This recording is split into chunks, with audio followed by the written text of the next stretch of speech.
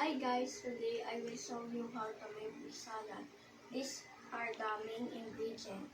Cooked campbells, nata di coco bean, nata di coco red, Eden cheese, condensed milk, all-purpose cream.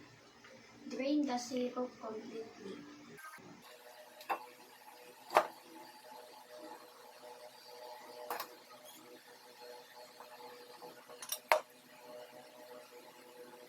Nata di coco red,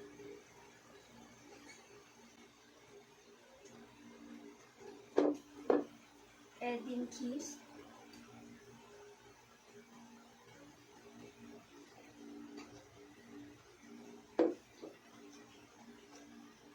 condensed milk,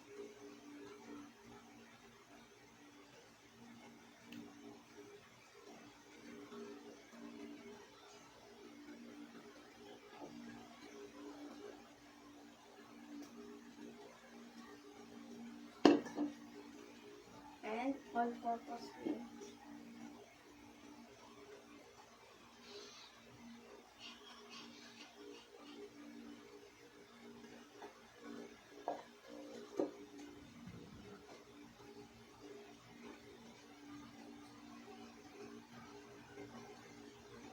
Then mix it well. After I mix this, I will transfer in a container and chill for a couple hours before serving.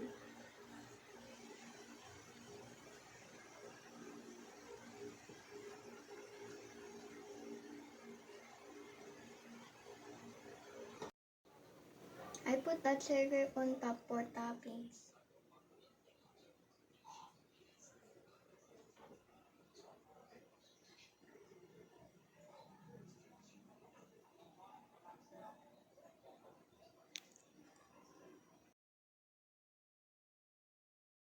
Tapos ng ilang oras ay kunan ko ng aking fruit salad para tikman. Ngayon, tikman na natin ang aking gawang fruit salad.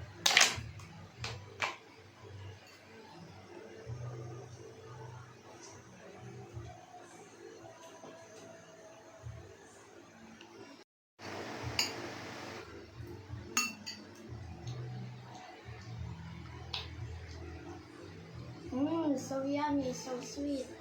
Thank you for watching. Bye-bye.